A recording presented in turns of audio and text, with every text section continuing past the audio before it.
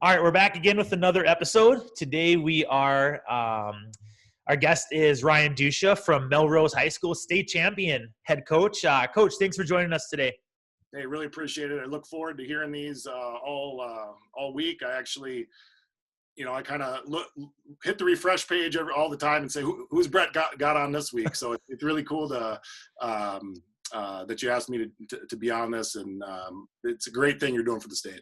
Well, I appreciate that. And you mentioned beforehand when we were talking that you've listened to all of them. I'm not going to check your internet history to prove that correct or not, but I'll really challenge your fandom if you want to listen to your own voice. Because I don't listen back to any of them because I don't like the sound of my own voice. So I'm sure my wife can attest to that as well. I have an annoying voice, but yeah, we'll see if we'll really see how big of a fan you are if you want to listen to yourself. But as you know, our first question always your Wikipedia page.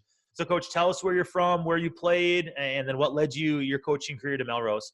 Sure. So I'm a 97 grad of St. Cloud Cathedral High School. And then after that, I played 4 years of basketball at St. John's, playing for legendary coach Jim Smith, which was awesome.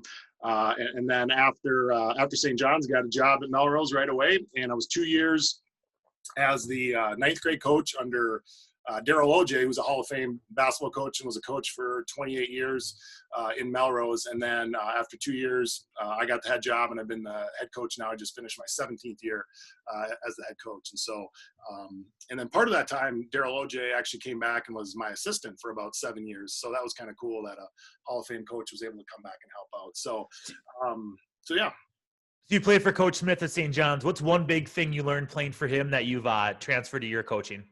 Biggest thing that I learned from Coach Smith was just everyone is important and everything is important. And so it was just a very modest person, and he cared about everybody and their families. And I think what that did is that just made people want to play for him, and you wanted to not disappoint him. And so that was probably the biggest thing. And his strength was definitely just relating to people and how you doing and checking in. And even when I played for him, he was old, I would say, and he ended up coaching 50 years at St. John's. And so, but yet he still was a thinker and a tweaker. Actually, one year, kind of funny story, talk about the Last Dance on here quite a bit, and Tex Winter's influence. And so I think it was my maybe my sophomore year, at the beginning of the year, he says, we're running the triangle. And so we're running the triangle, we're doing all this stuff. And I just joked with him. I said, hey, coach, did you rent a Tex Winter video this off season? And, and he said, well, actually I played for Tex Winter at Marquette in the 50s. He's been running the stuff since the 50s. I was like, oh, okay. That's great. So just the wealth of knowledge, but very much caring about every person. And I've tried to bring that to not only basketball, but my classroom as well as my everyday life. So, you've had a lot of success at Melrose. I want to go back to 2019, a game that kind of blew up Twitter for a few hours, maybe a day or so. Your section final game against Albany. Just give a quick rundown of, for those that aren't familiar, about what the situation was, what happened, and then kind of explain how the call and the change and obviously that they got it right. I'm sure Melrose knows they got it right, but just kind of give a quick summary about that and just the emotion and how that maybe really challenged you as a coach in dealing with those waves of emotion that your kids faced. Yeah, there was no template for something like that. So section final was a great game, and us and Albany, if people aren't aware, are about 10 miles apart, and kids know each other, families know each other. It's a intense rivalry, but there's very much mutual respect. And so we take the lead on a shot with about 6 seconds left to go up by 1. They dribble up after a timeout. They dribble up and then call another timeout. So there's about 2 seconds left on the side. Ball goes on the side, ball goes underneath, guy lays it up, and it goes in. And I could tell that it was late, but that's just me, so one of the refs kind of looked at each other, and one ref calls it good. And so I'm kind of looking at one of the refs. I said, just talk to each other before you get out of there, just talk to each other. And so one of the refs, they're running off the court, and the lead ref says, I got it, we'll talk. Okay, so they're running off the court, and that's, I think, a little bit of the controversy is, when is a game over? And I've talked to refs afterwards. I said it's not over until the lead official leaves the whole playing surface, not just the court, but gets into the hallway. And so they never went in the hallway. They went and talked, and then they came back, and they eventually said that it was no good. So in the meantime, though, Albany's storming the court because they think it's good. They saw one of the refs call it good.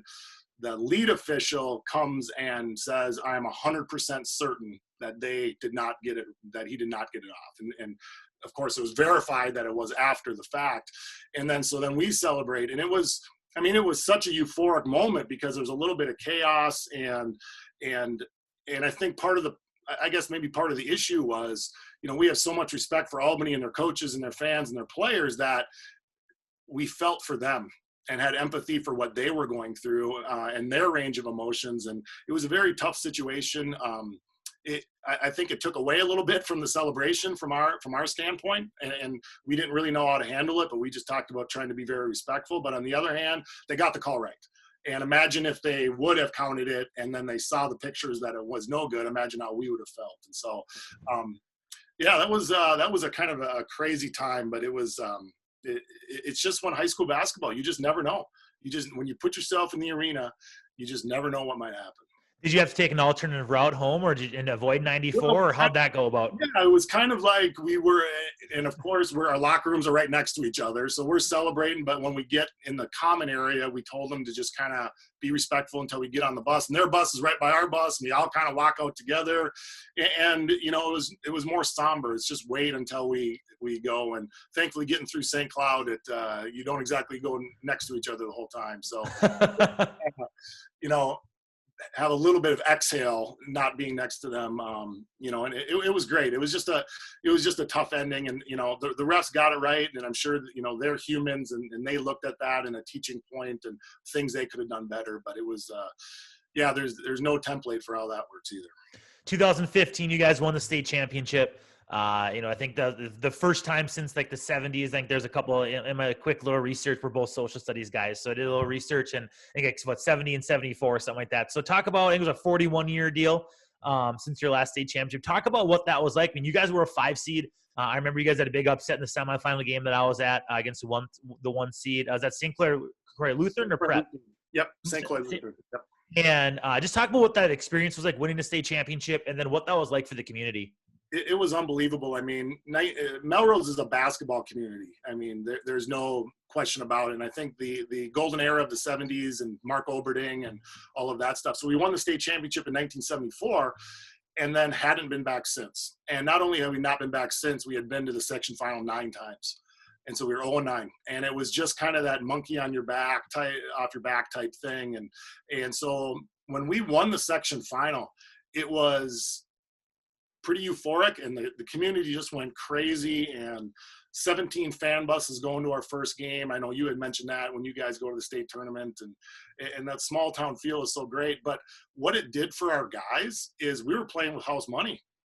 We get to the first round of the state tournament. I don't want to say that it didn't matter if we would have won or not, but look, winning that section final just was so exhilarating that our guys were just kind of like, well, if we win, great. And then we won the first game, and then we got the second game and played in the 1 seed. And it's kind of like, well, hopefully we can win this, and we're on TV, and that's cool. And then all of a sudden it's like, well, I guess we're in the state championship game. And it was funny because we had to play Caledonia in the championship. And so we played St. Croix Lutheran first. And then we sent the kids back and had them watch it on TV. Had watch Caledonia, right? Don't mess around. Just focus in, get a scout. Well, Caledonia is up 19-2 in the state summit. So I called back to the assistants. I said, have them play video games, turn off the TVs, don't let them watch it. And they're like, are you sure? I said, yeah, just let them play, because they looked so good. Caledonia looked so dominant that I didn't want our guys to get psyched out. So, I mean, you tell teenagers to go play video games. It didn't take them real long to do that. So they're playing video games. Then we beat Caledonia, who was probably better than us. But we played great, and winning that state championship and coming home, and they got the fire trucks and the police and the parade, and we're in parades all summer and all those things. It was, I think Terry Tucker mentioned that everyone should win a state championship, or everyone should go to the state tournament. And, it's true, even though it's not reality because of how difficult it is to do that. But I tell you, it was just something that everyone will remember. So you have a really successful program. You mentioned you've been to a lot of section finals. You've now had a couple state tournament appearance, state championship. What are some ways that, and that doesn't just run because you're running a great, varsity team. Like at a community like Melrose, obviously you're going to be involved all the way down. So just talk about what your K-12 program looks like in Melrose. Yeah, I think, like you said, with it being a basketball town, you don't have to force guys to play. A lot of people, it's kind of one of their favorite sports and some of those things. And so, sometimes I think it's not who you are, it's where you are. And, I think with a town like Melrose, it's just like a good fit. I think our philosophy fits in with the community philosophy. And so what we really try to do is try to have some type of structure and opportunities for our kids and our youth levels. But yet on the other hand, I try not to micromanage and say this is exactly how we do it. So basically our kind of the way that we do it is before the season, we do kind of a 2-week meet 7 times grades 1 through 6. And we're all there. And then starting in 4th grade is when we start our travel team. So after that, we kind of start a travel team in 4th grade. Whoever wants to play, come and join. And then that kind of runs itself. And then our 5th, 6th, 7th, and 8th are all travel teams. And my role is just kind of organization up front, letting the coaches know who where the tournaments are, and then encouraging them to play. And so in our district is very good. We have gym space, and they allow the teams to come in at night and play and some of those things. And so I think it's just trying to get people those opportunities and some of that. And then on top of that, I try to have pretty clear expectations about what we want out of our travel teams and what we want out of our junior high programs. And basically I just say there's only 2 things that I want, and that's that they walk out of this experience and they had fun and it was positive, and that they learned something about the game. Don't care about winning, don't care about any of those things. We just want it to be a positive experience, and we want them to at least develop a little bit. And so, there's a packet I give people and things, but it's really more of just trying to make it a safe environment and a good experience for all of them. And as part of that, I try to also give our 7th and 8th grade coaches, and then our 9th and B coaches, specific things that they should have in by the end of the year. So it kind of builds on that. So by the time that they get to varsity, we at least have some organization or structure of what they do, and then we tweak it. We tweak it from there. I would also say that I think it's important with that to have, an expectation of parents about the involvement, that they're going to need to be involved, but yet when they get up to the varsity level, and the 9th and B squad level, that they kind of let the coaches coach and the parents parent and the players play and the refs ref and all that. So I think just having kind of some of that structure and organization as we go, and I think that helps. But I really try to structure it, but not micromanage. One of the biggest things that I've taken away from doing this podcast, I know we talked about before we recorded, just, how appreciative you were. You mentioned at the start, and, and I've mentioned on these before, that it's kind of was for selfish reasons, where I was sick of the high level content that wasn't really relatable to a semi-suburban rural type community like Princeton that we're at. And so I've always been, and I know a few of my youth coaches listen to this, and I've always kind of been the one who was like, what, I want you guys running, run motion, run this, play all man, and that, which I'm still going to be pretty strict on the man thing. But one thing, talking to Chris Fadden, I think it was like episode 3 in Austin, he doesn't really get too involved with the youth coaches on what they run. Like, he just wants them to enjoy it, because those coaches might have a different skill set, and he doesn't want them teaching their matchup zone or their press, and they don't know it. And then it's actually more work when they get to high school fixing how they did it wrong. So can you go a little bit deeper into some of the other expectations you do have for those youth coaches? Because I do think it's important that you mentioned that you're not, telling them, run. I know you guys run Euro ball screen, but not you have to run this or you have to run this. So just what are some other things that you expect out of them? You had talked about 5-out motion, 5-out stuff, and we haven't done that. We haven't said that you have to run a specific offense. They're usually kind of pick the brains of the people before you for that. I think one of the biggest things is to develop players, and so we try to really have them be positionless, and not stick a kid at a post because he's 5'9" and a mustache or something like that when he's in 6th grade. Is really try to get people to understand, the different skills of basketball.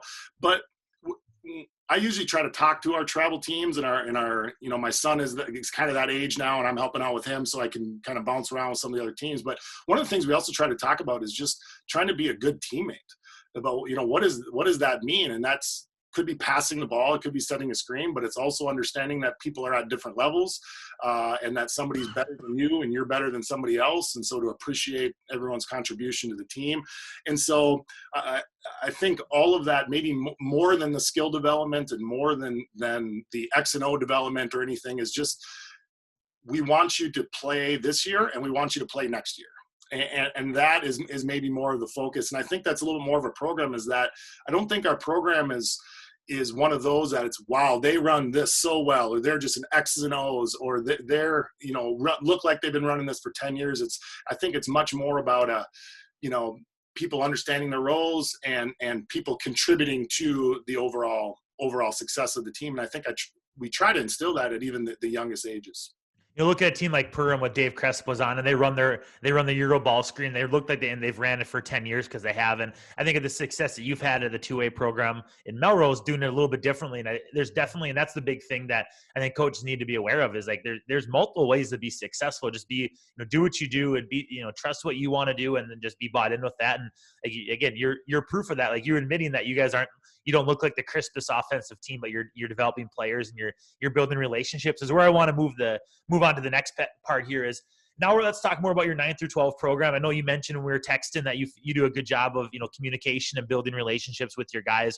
So just talk about some of those some of the strategies or ways that you build those positive relationships with your student athletes. Yeah, I think there's some practical things we do. The other part is just I'm in the school, and I teach every one of these kids in the classroom. So I teach every 10th grader.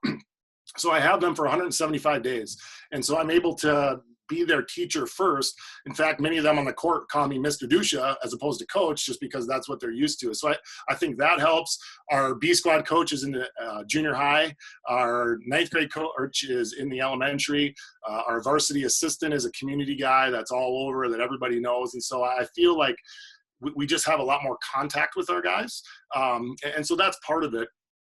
And that, I think in a small school, that is so important, is that you see those kids and you see them in the hallway and you just touch base. And, sometimes it's not the best though, because you might have a tough situation with a kid on a Tuesday night in a game, and then you're going to see him in the hallway or in my classroom the next day.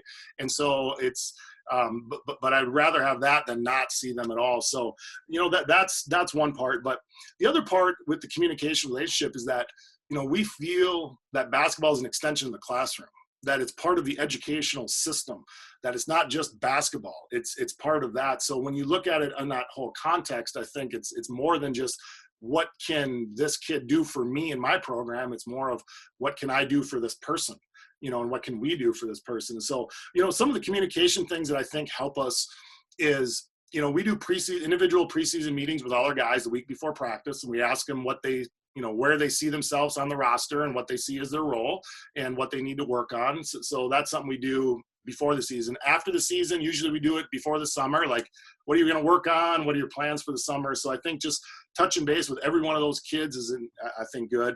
But probably the most practical thing that we do, which I think is simple, that maybe not a lot of coaches do, is we meet with two of our players after every practice for about 1 to 2 minutes.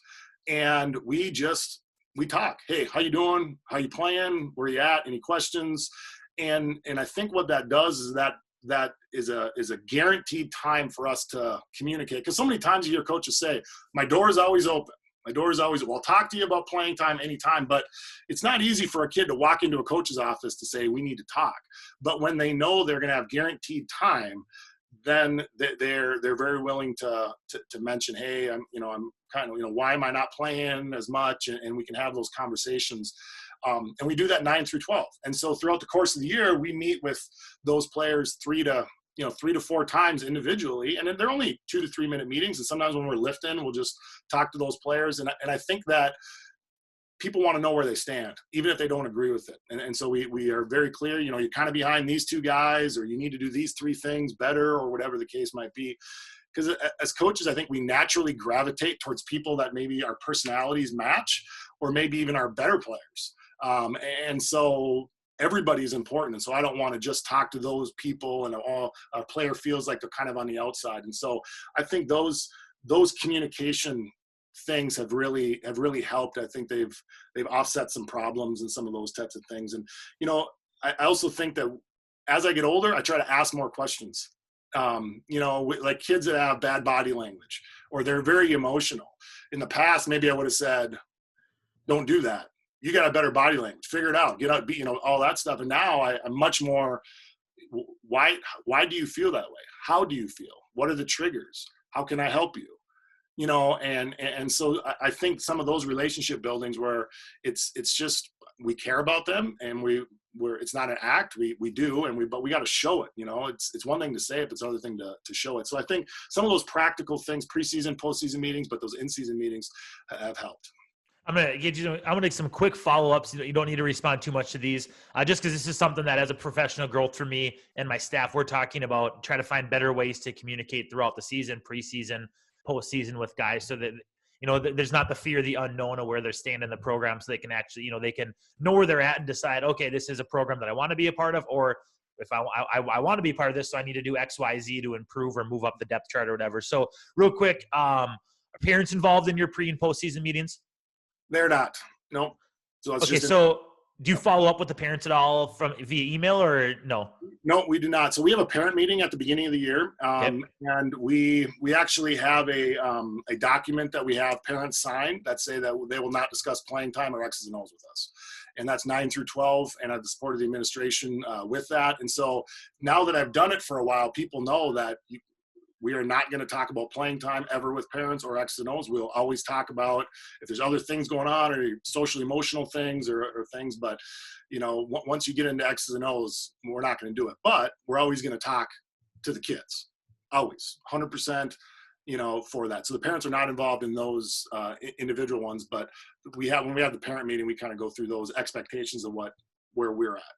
Kid comes in and thinks that they're a starter, but you view them as maybe fringe JV, maybe bench guy for varsity. How do you go about bridging that gap from where they think they're at to where you as a coaching staff see them? Yeah, those are some of the tough ones, right? Because I think the top players are pretty obvious and the bottom players sometimes know where they're at.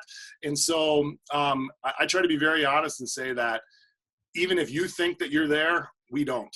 And here's what we think you can do to get playing time. And so we try to really talk about what are your strengths and play to them.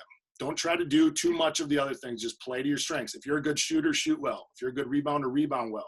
If you're a good defender, defend well. You better be, I've heard somebody else say that was great. Be great at what you're good at, and some of those types of things. So we just try to say, this is where we see you. This is what you need to do to maybe move up.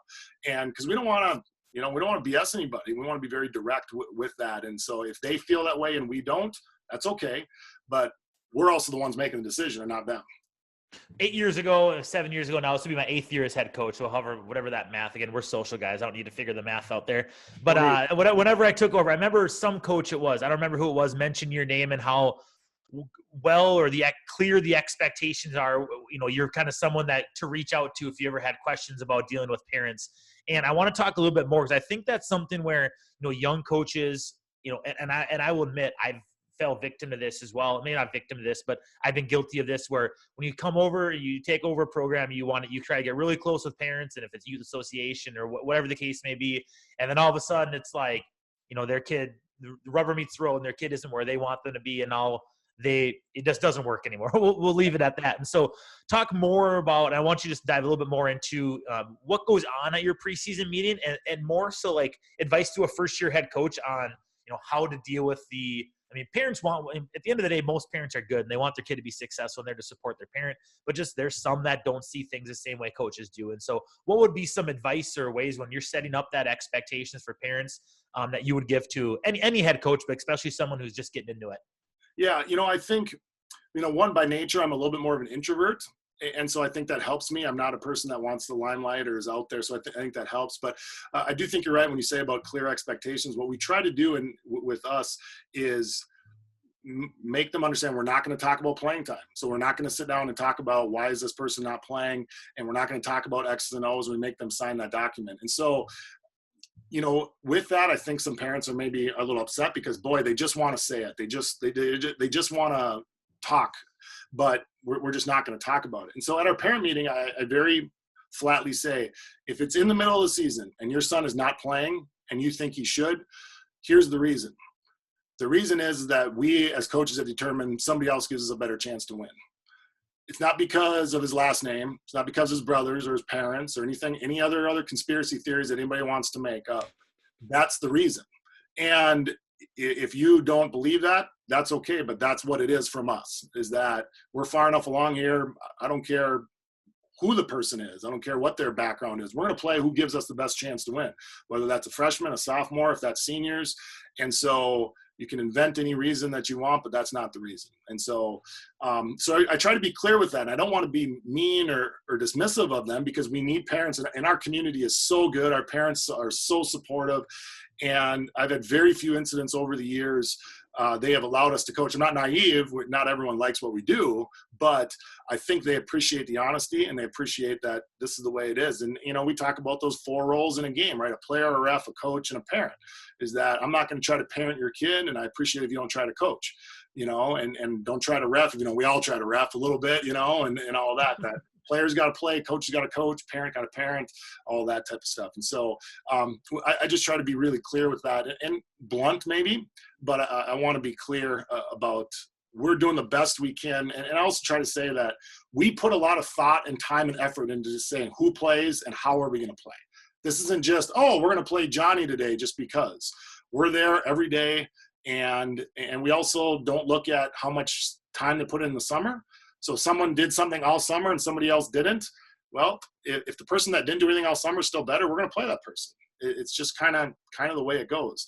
But everybody is important to the overall success of the team. And so I just try to have clear expectations so they can see it from my angle, not necessarily that I have to convince them that I'm right, but just that where I'm coming from. So we're about 26 minutes in. This has been really good stuff. It's been a great conversation. I think this is a must listen for coaches when they're, the program building stuff is so important, having clear expectations. So I want to do one more thing about kind of that holistic program based stuff. Then I want to dive into your offense and defense and what your practices and offseason stuff looks like. But roster formation, you mentioned that, you guys don't cut, and you've kind of been known for having a big roster. So, and addressing maybe more than 18 guys. So my one question I want from you on that, and and I think coaches could learn from, is how do you keep, especially the senior guys, right? Everyone, people get in their senior year. It's like, well, it's my senior year, I got to get a shot. Well, just because you've played basketball now in your last year in Melrose or Princeton or wherever the school you're at, doesn't guarantee you get a role on the team. So how do you deal with those kids while making them feel valuable and that they're important? Yeah, I think one of the things is that we try to preach that your role is different from your value. Is that your role might not be a guy that plays at all, but you bring a lot of value to the team. And so we don't cut. And I think what's one of the most proud things I am is that we constantly have between 7 and 11 seniors every year, 7, 11 juniors, maybe a sophomore mixed in there. And so we have over 18. And so when it gets to playoffs, we have to not dress some of the people that have been there the whole year. And so what we try to do, I think, is try to make it fun, try to make seniors important. We just do dumb things like the seniors get to pick music in practice. And so they have a little bit of ownership. They get to eat first if we ever go to eat. They get to design the warm-ups, and so they feel a little bit of ownership with that. And we try to have fun. We do little dumb things we call it the Dutchman Olympics. We have different competitions that we do, like wiffle ball and this and that. And we try to end each practice with a contest and give them a Gatorade or have a little competition or something. And so, we try to give them importance and show that how valuable they are, even if they are not playing. And, I had some coaches tell me, we try to cut seniors if they're not going to be in the rotation. We don't want them on. If we get 5 seniors, we just want those 5, all 5 seniors are playing. And I found the exact opposite. Some of our best teams are when we've got 4 seniors on the bench that never play, but we had that this year. They didn't play, but they were jumping and up and at them.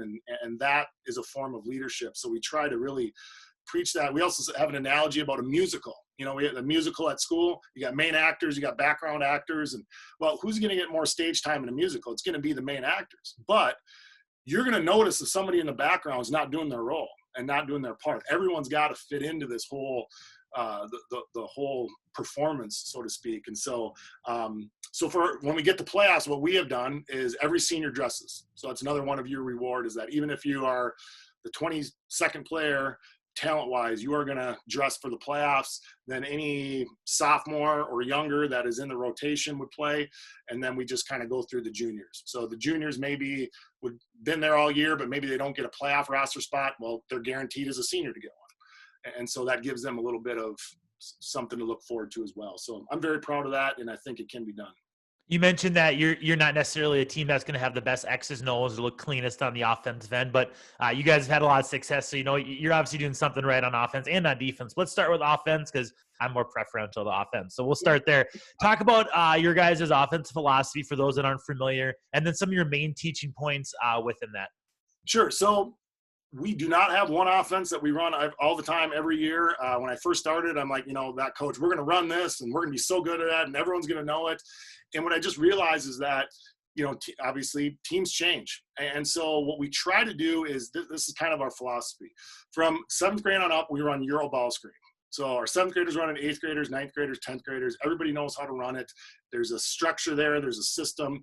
But then starting in 9th grade, we try to look 2 years ahead about what would be an offense that this team might run with the years above them. And then we try to add that second offense in 9th grade. So by the time they're in varsity, they've run one offense for 5 or 6 years, and then a second offense possibly for 3 or 4 years. And so we try to build that structure from there. And one year way back when I tried to run 3 offenses, and it just, you're robbing Peter to pay Paul, so to speak. And so we just try to stick to 2. And for us, the philosophy comes down to 2 things. How many posts do we got? And do we have 0? Do we have 1 good one or 1 not so good one? Or do we have 2? And so we're going to structure it based on how many post players that we have. And we have offenses for no posts and 1, either a decent post or a really good post, or 2, And so our state championship year, it was the type of team that, our top scorer averaged 12 points a game. So we were very balanced. So we wanted the ball, side, top, side, move the ball around. And so we did Euro and we did, Kansas high-low stuff. Other years we want to space it out. We maybe got 4 good perimeters and 1 good post. So we'll do some dribble drive stuff and some of those things. This year and next year, we're running chin because we have a multi-talented 6'5", 6'6" kid in the middle that we want to play through. So he's a back to the basket. He's a shooter. He can drive. And so we want him to touch it as much as possible. So we try to really look ahead at those things. So that's one thing, is just where are the posts at? Because, you can play with 0 posts. You play with 5 guards, but you can't play with 5 posts. Right. So you got to be able to, I think, look at that. And then the second thing is how involved is a point guard? Is your point guard get us into stuff and, just kind of a floor general type, or is he your guy that's got to have the ball a lot? Well, if he's a guy that's got to have a ball a lot, then you don't want him giving it up and not getting it back. And so some of that would be our transition and trying to keep the ball in the middle of the floor with our point guard versus you just get us into stuff and just run the offense. And so those 2 things kind of dictate what our offense is.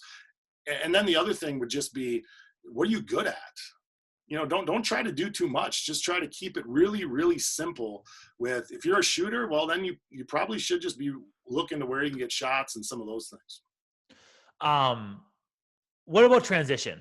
So you talk about, mixing different things up in the half court. Do you have a set transition? Do you have a set pace you want to go, run on misses, go slower on makes? Just what does it look like for you guys in the transition side of it? Yeah, the pace that we play at changes every year, basically. I mean, I would typically like to play fast, but a lot of that for us has to do with our depth. That if we're not real deep and we got guys playing a lot of minutes, we don't go as much on makes. But yeah, our secondary break is we got guys running lanes and they're not numbered. So it's really kind of the first guy that gets to the wing is kind of the right wing. First guy that gets to the left wing is kind of left wing. And then we'll just do the typical first post up the floor as the rim runner and get into ball side. And then we try to, then we just call it trail with our big guy, and he's setting a transition ball screen, and we're playing off of that. And of course, if that guy can pick and pop, great. If he wants to pick and dive, we really try to play off of that. So I would say the last 5 years, what we've really tried to do, and it's pretty simple: get our 2 best players in the middle of the floor, space to the corners, space a guy in maybe the dunker spot, and let those 2 guys play off of each other. So if it's a pick and roll and that big guy rolls, we want the guy that is in the dunker spot, we want him to clear out.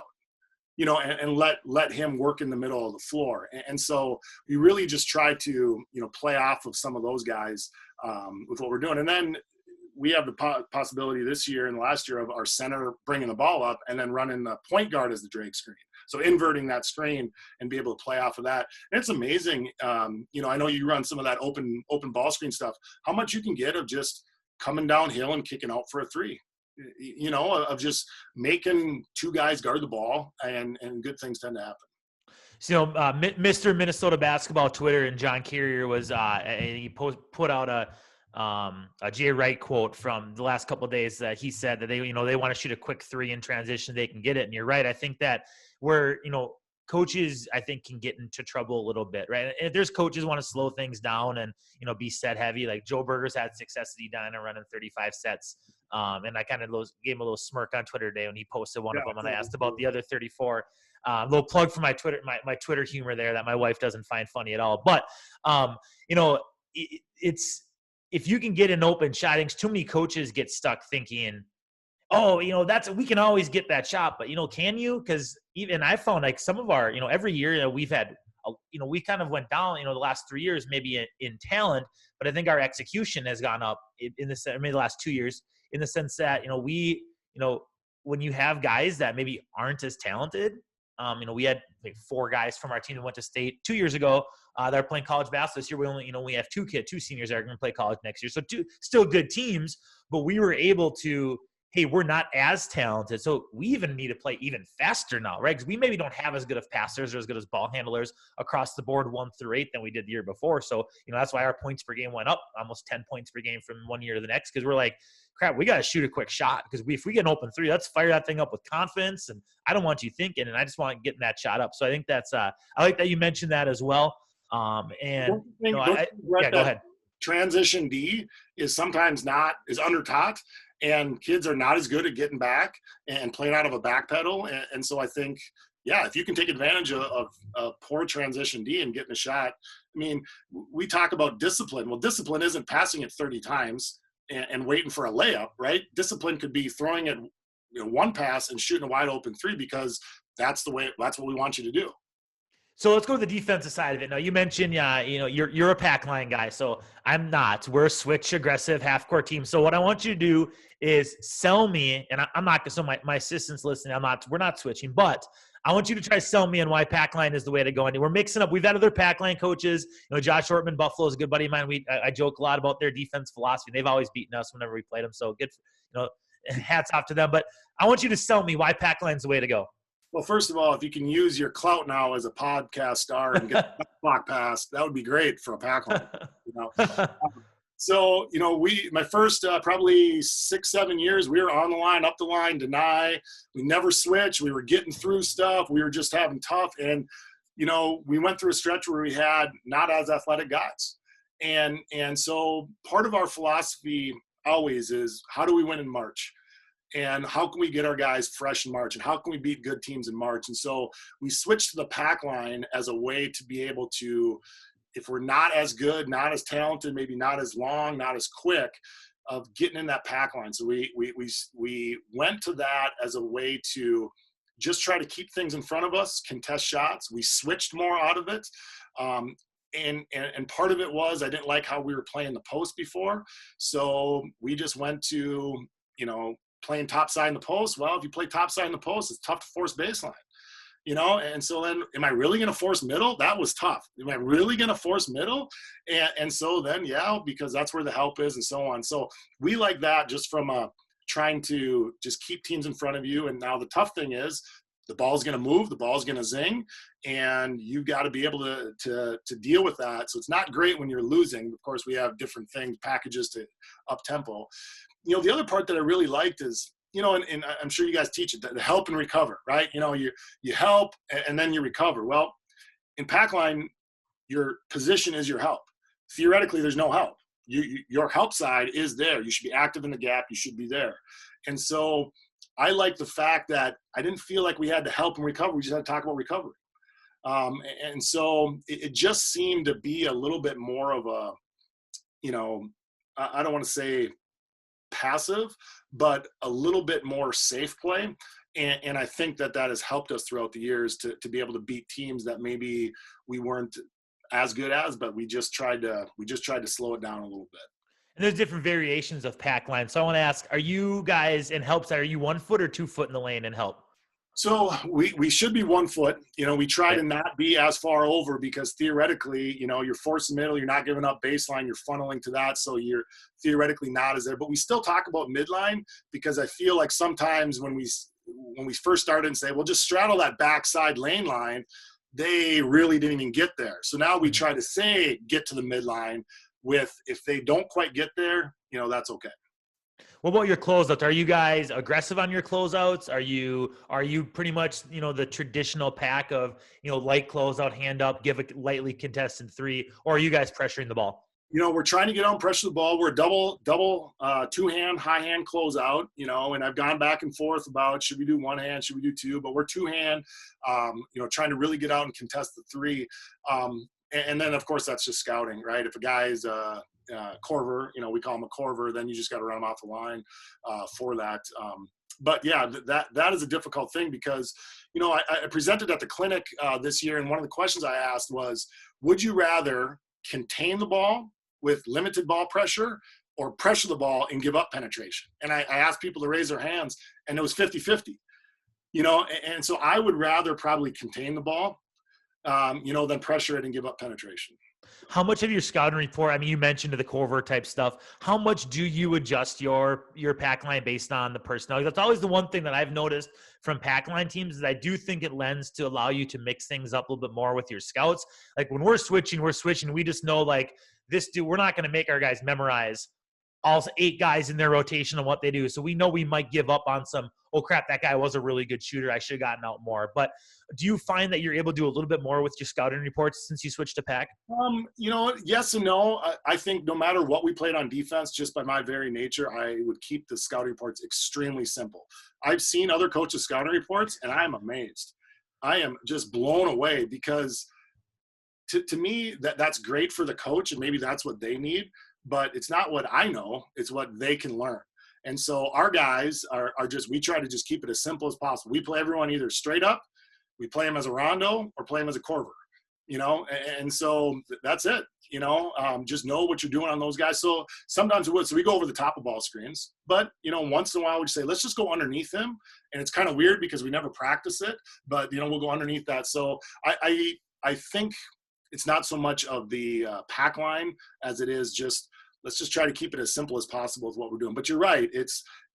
Everyone kind of needs to know if we're running out on this guy or if we're going underneath on this guy. Last thing, philosophical wise, you mentioned that one thing that leads to your guys' success is, what you ask out of your kids during the season and the off season. So give us a quick little overview on what your off season program looks like for your guys, and then what your practice structure is like during the season. Yeah, I'm just a less is more guy, and I think people are surprised at how little we do in the off season. And part of it is just our guys play 2 and 3 sports. They work on the farm, they work jobs, and I'm very conscious about how much time I'm expecting out of them. Because I think some coaches say, it's basketball, we're doing basketball. And I think at bigger schools, that's fine. But I try to ask myself, if every other coach asks the same out of them as I do the kids have enough time to be kids? And so we try not to do too much. So off season, we don't do anything in the fall because they're playing football and, cross country and whatever else. They might do some open gyms, captain practice type things before. During the season, we just go, nothing's more than 2 hours. If that's film, if that's weight room, we really try to say nothing's more than 2 hours. We usually subtract 15 minutes a month. And so November, maybe into December is 2 hours, and it's 1:45, 1:30, 1:15 to 1 hour by the end. And so we try to get them in and get them out as much as possible. We don't watch as much film as I would like, because part of it is say, I'll watch the film, I'll tell you what we need, and we'll just do that 15 minutes on the court. But it's also very powerful when we do go and watch the film, and we're going to take 20 minutes out of practice, to watch that. So that's part of it. In the summer, we only do anything in June. We do nothing in July. And we meet a couple times. We play a few tournaments. We don't do skills workouts, really. I work more with our 7th through 10th graders, and we have a little league and things that we do there. So I focus my attention on those people, but we want them to lift. We want them to have fun. We want them to go to the lake. We want them to have jobs. We want them to play other sports. And I think, part of the reason that works is because people love basketball. So they're going to find different ways to be able to do it through AAU and other things. But I also, I've convinced myself that part of our reason we've been successful in March is our guys are fresh. We give them a day off at the end of January, at the end of February, just a random day off. We just no practice tomorrow. We don't go on Saturdays. So maybe it's a self-fulfilling prophecy. I'm just telling myself that that's why one of the successes. But I really think less is more. And so if coaches are out there and maybe trying to get over the hump, I would suggest, sounds weird, but maybe doing less, and everyone's got to fit into where you're at. That's why I said it's not who you are, it's where you are. I think that fits into our school's philosophy that boys basketball is not trying to dominate the gym time and dominate all their hours in the summer. They got a lot of things going on.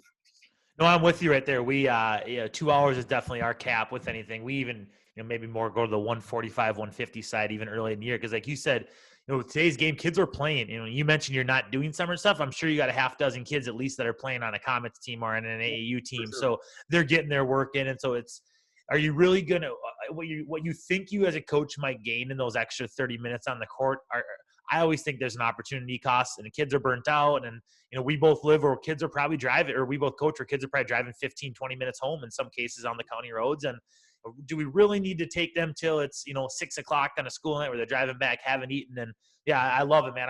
I'm all about that. And I think that's great stuff. And I would say, I don't think it's your self-fulfilling prophecy. I think it's spot on that's got to be one of the reasons why you guys are having success. Obviously, you got a good program set up. You have a good community, and you and your staff obviously know what you're doing. Real quick, on hit on the same two scenarios that I asked Joe from Edina here on Monday, or on Monday's podcast. So up 3, 8 seconds left. You're on defense. Are you following, or are you going to let them play? 95% of the time we are not following. And the reason why, I heard Joe say something about 8 seconds is, something like that. I just feel if it's above 5, you foul, they make 2, you're only up 1, they foul you right away, and you miss the front end and you come down. Too many bad things can happen. Now, ideally you'd foul at 2 or 1, but then you're worried about them shooting a 3 and fouling that. So I would say whatever it is, just practice it. But we are, unless a team is just like, we're just not letting this guy, we're not letting, they're hitting 3s, let's just foul right away, we'll just play it.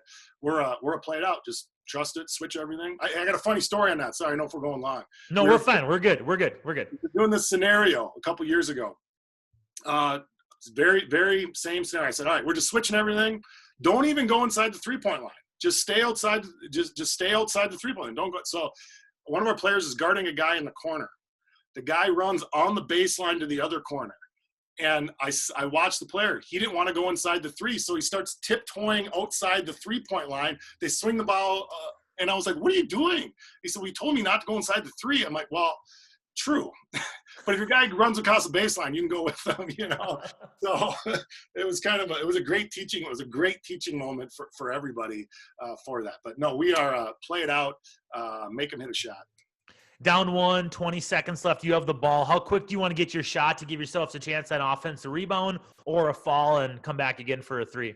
Yeah, I think we would just play. We would just play. And if you get a shot within the first 4 seconds, you get a shot. And if it's a good shot, we'll take it. And then if you miss it, you got the rebound. If you can play the foul game. I don't think we wouldn't hold it until 7 or something like that. We would try to get something right away.